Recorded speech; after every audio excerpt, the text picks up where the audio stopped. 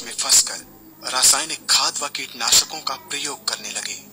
बैलों की जगह ट्रैक्टर से जुताई होने लगी। शुरुआत में कम रासायनिक खादों के प्रयोग से अधिक उत्पादन हुआ। धीरे धीरे रासायनिक खादों के प्रयोग के कारण भूमि की उर्वरा शक्ति क्षीण होने लगी, जिसकी वजह से उत्पादन घटने लगा तथा फसलें कमजोर होने लगी। फसलों के कमजोर होने के कारण उनमें रोग व कीट लगने लगे। रोग व कीटों से फसल की सुरक्षा के लिए और अधिक कीटनाशकों का प्रयोग होने लगा।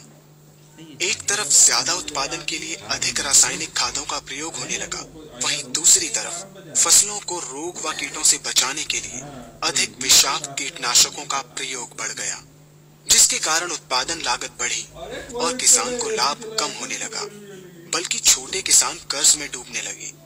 धीरे धीरे भूमि की उर्वरा शक्ति क्षीण होने से भूमि बंजर होने लगी। रासायनिक खाद व कीटनाशकों के कारण खाद्यान्न भी विषाक्त हो गए तथा जलवायु भी प्रदूषित हो गई, जिसके कारण मानव, पशु पक्षियों के स्वास्थ्य पर प्रतिकूल प्रभाव पड़ा, जिसका परिणाम आपके सामने है। मानव स्वास्थ्य पर रासायनिक खादों के पड़ने वाले प्रभाव को आप ऐसे समझें।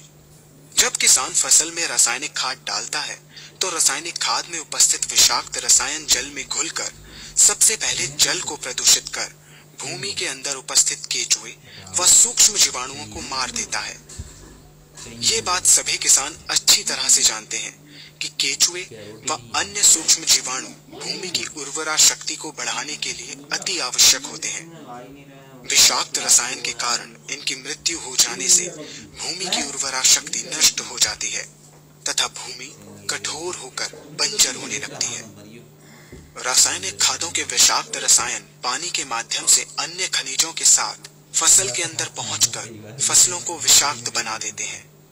बाद में जब खाद्यान्न के रूप में मनुष्य या अन्य पशु इन्हें खाते हैं तो ये विषाक्त रसायन मानव स्वास्थ्य पर बहुत ही बुरा प्रभाव डालते हैं तथा मनुष्य के अंदर तरह तरह के रोग उत्पन्न करते हैं।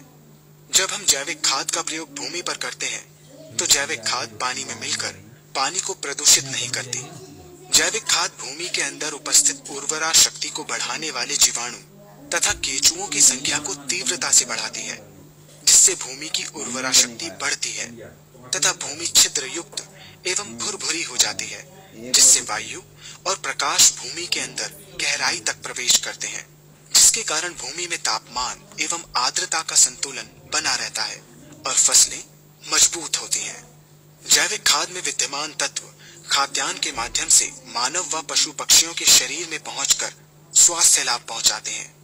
जैविक खादों के प्रयोग से फसलें अच्छी और मजबूत होती हैं, जिसके कारण उन पर रोगों एवं कीटों का ज्यादा प्रभाव नहीं पड़ता।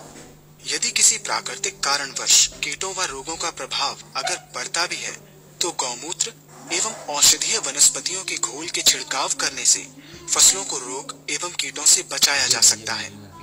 गौमूत्र एवं अन्य प्राकृतिक औषधियों के मिश्रण के छिड़काव से फसलों का कम लागत में बचाव हो जाता है तथा वातावरण पर भी कोई दुष्प्रभाव नहीं पड़ता। यहाँ हम आपको तालिकाबद्ध तरीके से दोनों